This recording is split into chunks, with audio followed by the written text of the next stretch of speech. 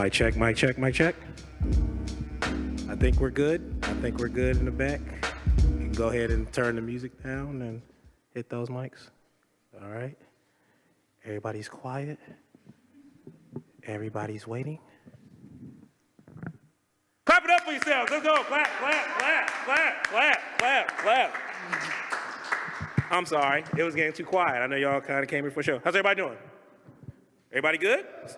Okay, so it is Friday. I know it's Friday the 13th. I don't believe in bad luck. I believe that we make our own luck, and I know that it's Friday. Some of y'all probably had a long, strenuous week. I know some of y'all are feeling a little bit better because it rained hard yesterday. Some of y'all may have got out of class. That's cool, but y'all having a better day. Some of y'all probably woke up feeling better about yourself, got up, brushed your teeth, ate cornflakes or whatever you did, it makes you feel good, or you're just happy to be alive, and that's a good thing. So I'm gonna ask y'all how y'all doing again, and if we want to, y'all can pretend like y'all got that new stimulus check and y'all just balling out of control and give a little bit more excitement. How's everybody doing?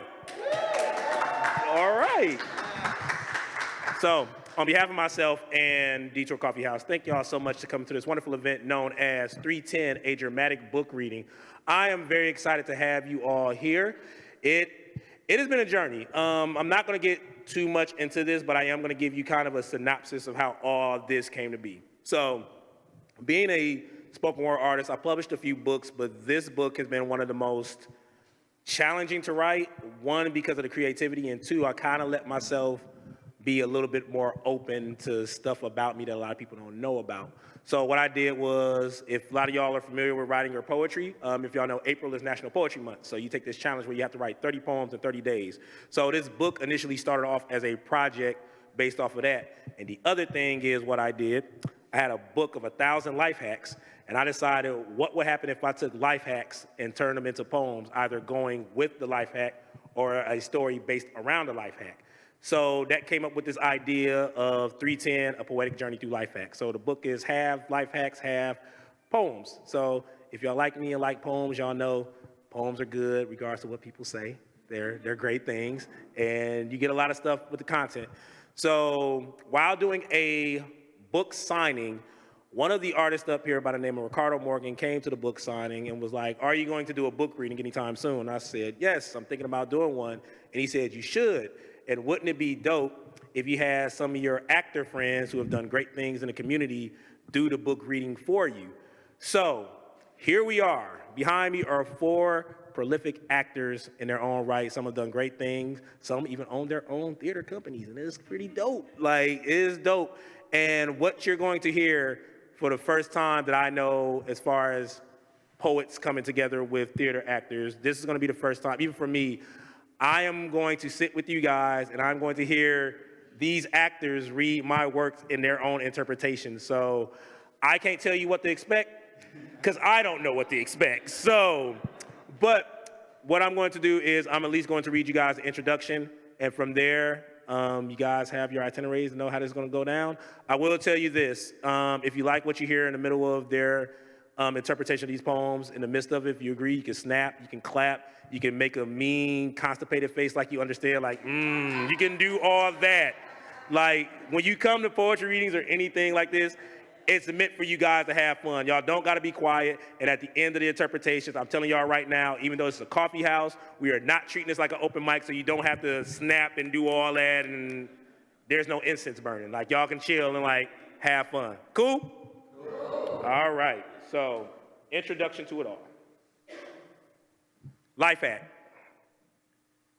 When life needs guidance, pay attention to movies, Bible verses, numbers, and divine intervention. I find myself waking up at 3:10. There must be a life hack within this awakening. Maybe there's a metaphor lurking within the minutes. A movie reference to fast-tracking towards a Yuma before this train leaves. A Bible reference that I should be guiding my fingers across to then clench and hold on to every word I grasp. Or maybe, just maybe, these are just numbers telling me to let go. Remove the anchors that are holding me back from setting sail to where I need to be. Let's see where this leads us, taking 310 steps at a time. Ladies and gentlemen, I bring to you a dramatic book reading of the book 310.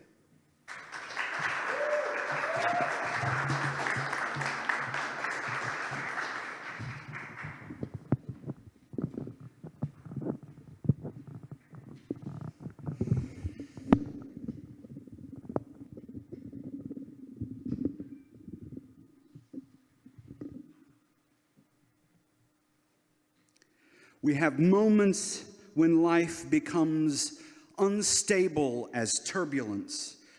We coast on the height of our celebrations, only to then get caught in what seems to be violent movement. It comes out of nowhere. For most, it's losing a job. Others, it's a rocky relationship that loses its stability to stay on a smooth flight towards tomorrow, or lose the drive that keeps you going. These are the lemons we carry with us some days, the sourness that we have a hard time getting around without turning our face to the sky. And sometimes we become olives.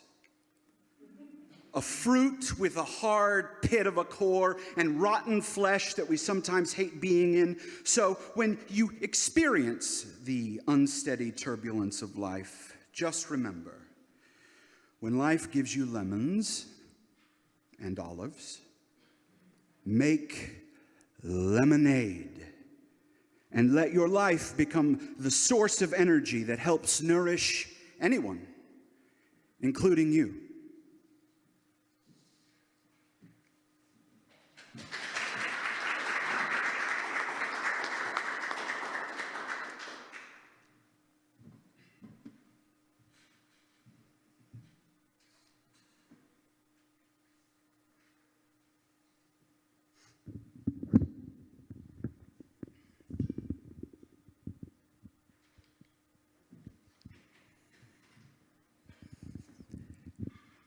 He sees trouble in the world like pancake mix in a ketchup bottle. When used correctly, it helps create a no-mess experience. Obtains votes by covering America with a blanket of hate so the country can rest assured he is the top choice. He says that the news is fake. But does everything in order to be in it for attention. Lives in the White House as president, considering to himself that he is our God. But we all seen what can happen when Olympus has come close to falling. Doing his best so that Russia doesn't release his new movie, Sex, Lies, and Videotape.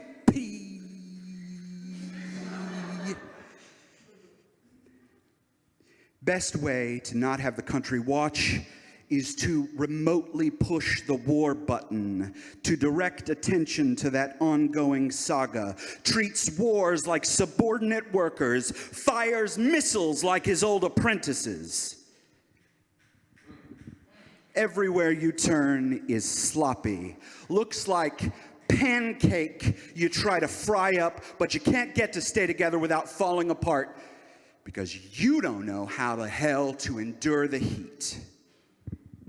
Then again, when you see the world as a mix you can't handle, place it in something that minimizes it, like lies, like corruption, like bribes, like media, like hate, like the American way.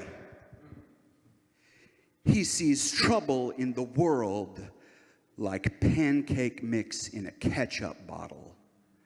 When used correctly, it helps to create a no-mess experience.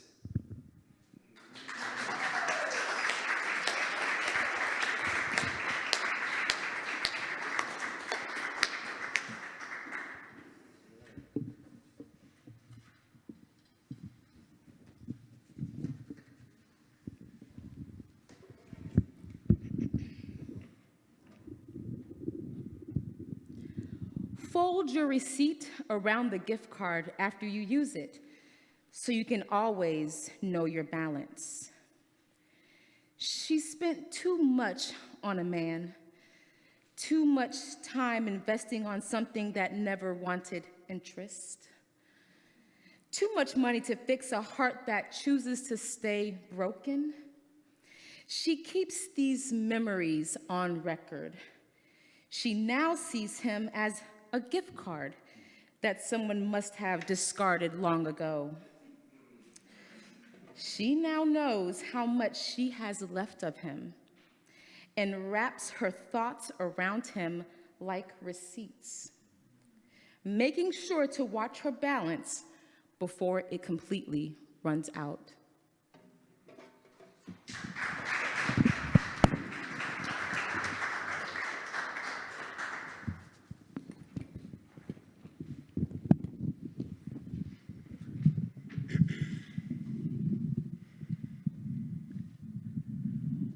If you can't afford a ride home, you certainly can't afford a DUI.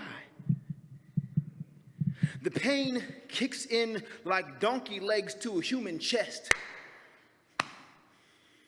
He looks at each lined up shot as if they were ready to be executed. He takes them one by one to help numb the bitter sting of a pink slip. He holds on to 15 years of accomplishments in a box that is barely staying together. Funny how this mirrors him completely. He walks to his car, staggering on his balance like Nixon's crooked honesty. He reaches for his keys, attempting to drive his anger off before he gets home, while knowing his head is spinning like a ball of yarn unraveling. He finds himself unraveling. Before he gets in, a car passes. He hears Will Smith's speech being played, which says, "Are you willing to die for it?" He looks over at the bar he just walked out of. He looks at his keys. He looks at himself in the mirror. He then grabs his phone, calls an Uber. He reaches in his pocket, pulls out the currency, and he smiles. He smiles knowing that this change will be the turning point for everything.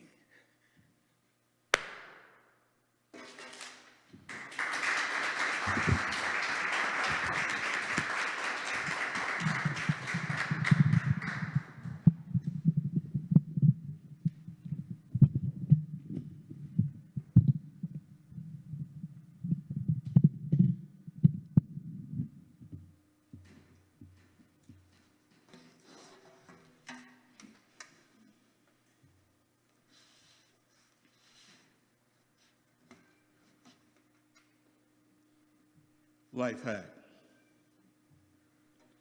If you're ever kidnapped and they tie your hands together and put duct tape around your mouth, lick the tape. It'll eventually fall off and you'll be able to yell for help. Strange. I thought, how can you be living your dreams and your nightmares at the very same time? Ransom Riggs. One of the hardest things about a nightmare is when you try your best to wake up from it, but you find yourself still in it. My nightmare has no Elm Street, but it does resemble Phillip Street on the east side of Detroit.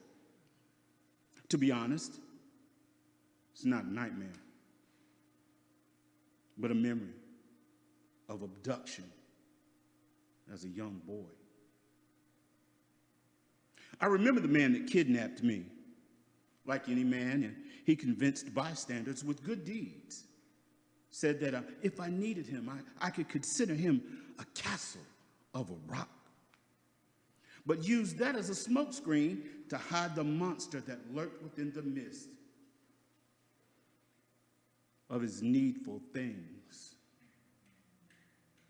When asked to babysit, he'd always agree to it. And within that time, always plot points with his eyes to coordinate how to navigate around my body. Saturday is his favorite day. And he always used the old kaiju movies for bait for a young kid to bite, having me place bets on movies for which he already knew the outcome. The payment, destruction, devastation, a childhood becoming eradicated by a man whose touch felt like an A-bomb. He had no problem with placing me on my knees so I could see the mushroom cloud rising. The problem with feelings like being pissed and feeling salty is that they are synonymous to you when you know firsthand what they taste like. When things seem out of control, he placed secrets over my lips like duct tape, threatening that games like these are something others would not understand. And if I told anyone, then I would become nothing more than a print model for the side of a milk box posing as missing. Once he moved away, I felt the tape of secrecy begin to lose its tight grip. Each year as I got older, the more I was able to let out the silent cries I'd held within. When I finally removed what held down my voice, I called for help as fast as I cried for it. But I became stronger after that. The weights that I lifted did not negate the weight that still sat on my chest. Knowing that the family will question my integrity and believe that I'm nothing more than a shepherd of lies, awaiting a time to cry wolf. It's taken years to finally be able to speak. To find a way to be heard without worrying or being afraid, to talk of the deadlights that this monster made it hard for me to escape from. The memory of my captor still remains. The memory of the man who molested me is still here.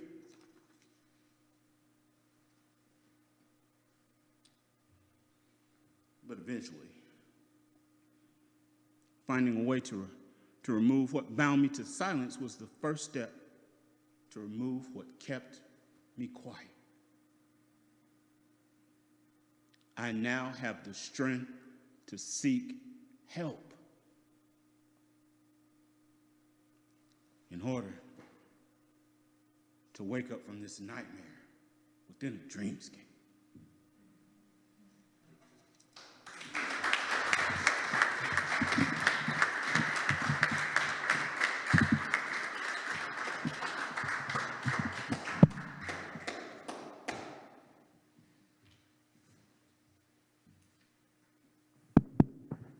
Whew, everybody okay?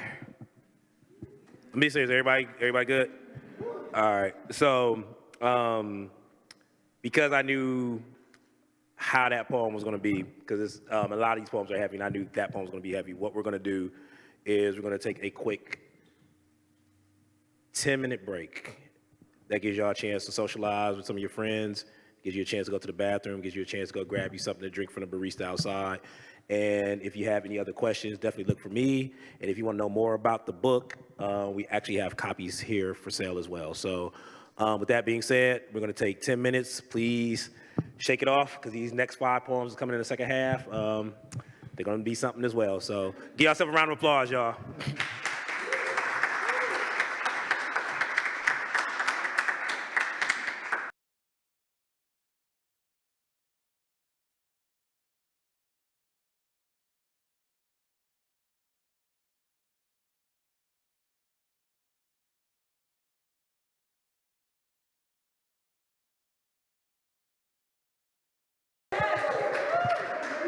All right.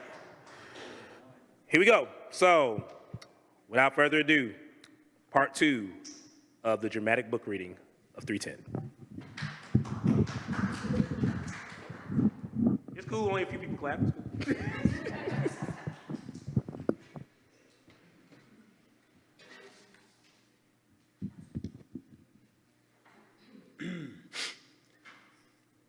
After all of that empathizing to create connection with your kids, don't negate it by saying, but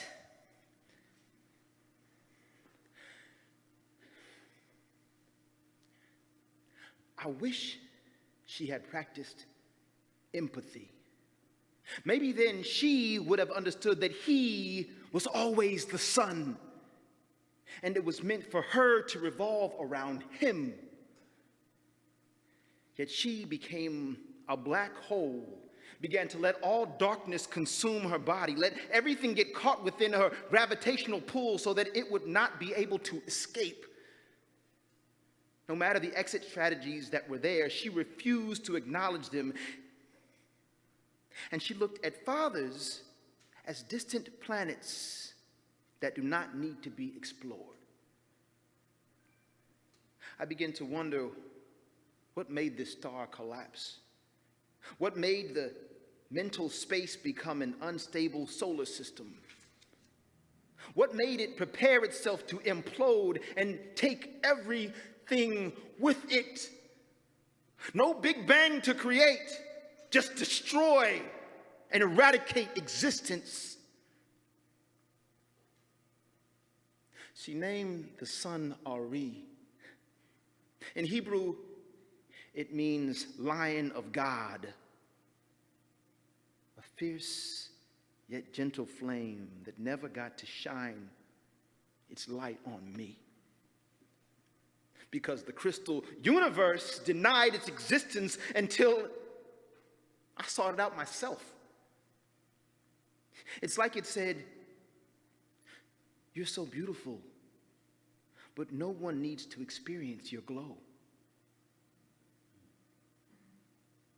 So I will never see his smile.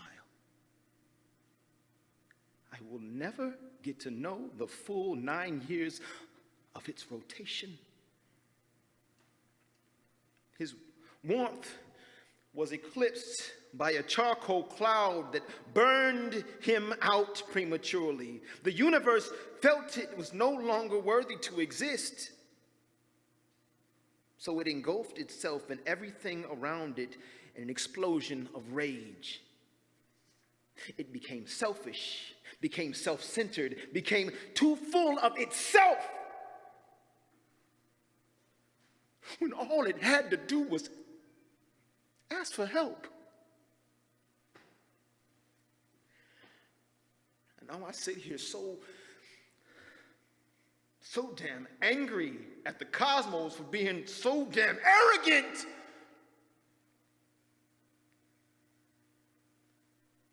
She named our son Ari. In Hebrew, it means lion of God. Ari was the lion of me that I never knew. The son that perished before I ever got a chance to embrace it. I sit and wonder what drives people to want to do things like how to mix a mother-children depression and a murder-suicide into one huge Molotov cocktail and throw it on the world so that we can watch it combust.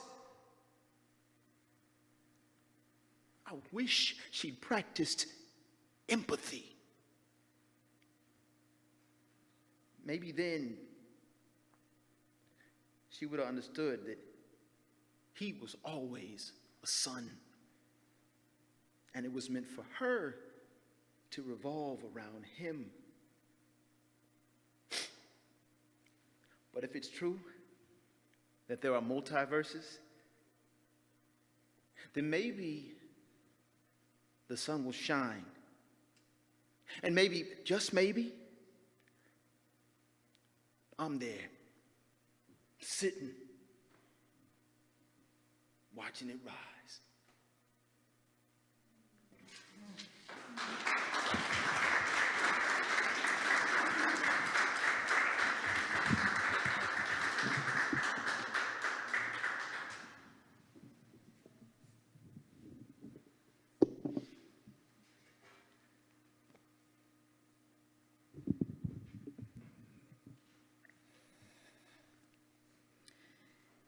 Use different nail polish to identify different keys.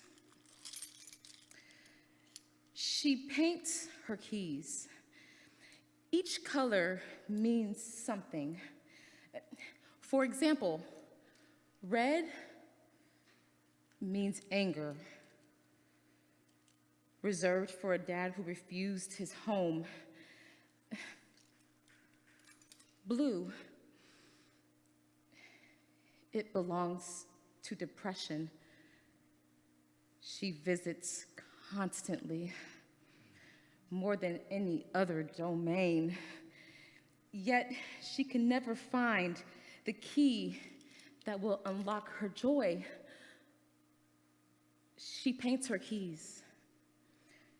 Each color means something, wishing that there could be one color that could open a door to her salvation.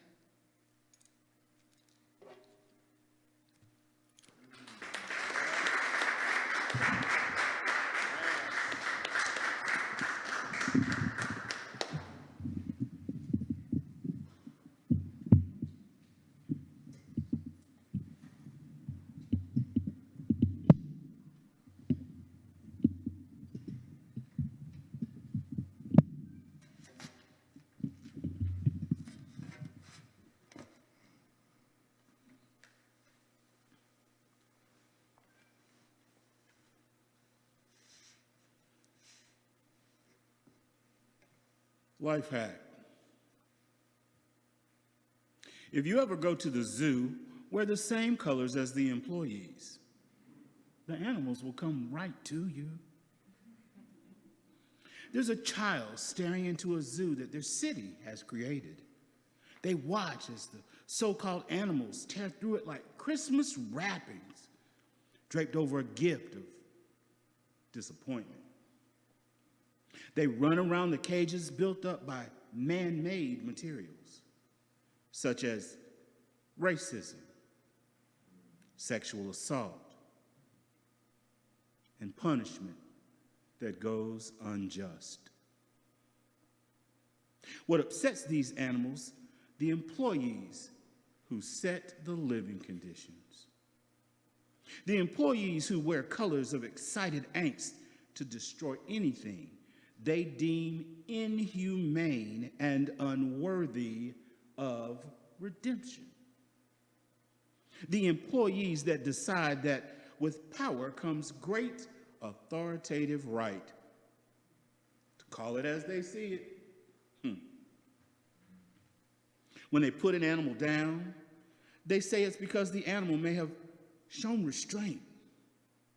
They say it became hostile. Sure, the animal had his hands up,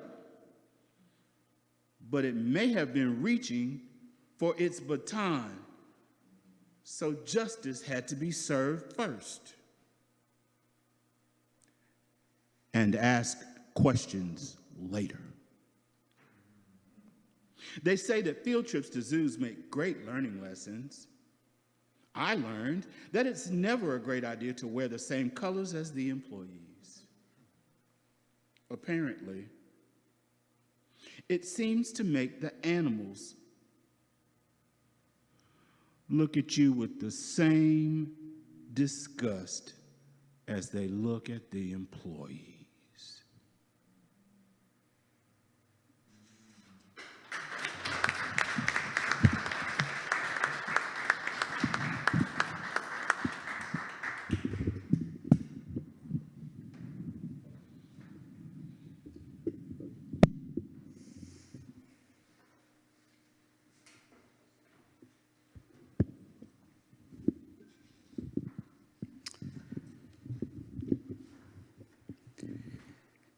Tie a piece of bright color fabric to your luggage. It saves a lot of time to check if it's your bag or not.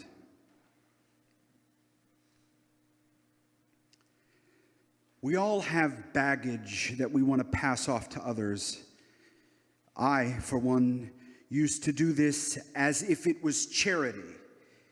Gave excuses of inadequacy to the many women who wanted affection. Gave reasons of failure to a face that I inherited from my mother. I felt no need to claim what I felt was my property until I realized that my son's eyes latch onto my actions like Velcro. And the more he watches, the more it becomes religion. Especially when a young mind takes the vision of his hero and applies it to his own teachings. I learned a lot within the time of preoccupying my mind at this baggage claim I've created, so much so that I see my baggage with a yellow string of fear tied to it. That way, I know without a doubt, I don't need to check to see if it's mine.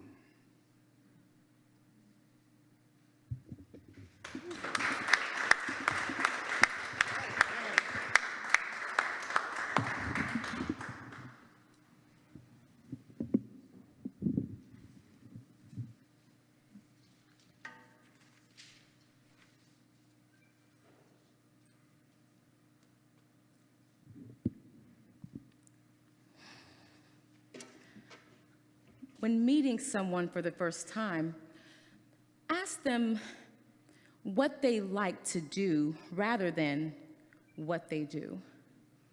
It'll get them excited and make for better conversation. I fell in love with you after our first real conversation. There lied truth wrapped in the elegance of strength still finding its way out of a shy mouth. The more you spoke, the more you began to see yourself grow. A sequoia seed of confidence beginning to let your branches come closer to touching God. And isn't that how it always begins? To slowly come into your own while battling the seasons of life? To go through deathly winters of neglect, but find out that the warm spring was waiting to engulf you into its arms? The day I asked you what you like to do, you replied with youthful glee and wonderment, to live this life as best I can. To have no regrets and to make sure that love will always be waiting for someone whenever or wherever they need it. The funny thing about meeting yourself for the first time is that when you get the chance to ask yourself a question, always asks what you like to do instead of what do you do. You'll get a better conversation when talking about what you love rather than what you're still contemplating or putting up with.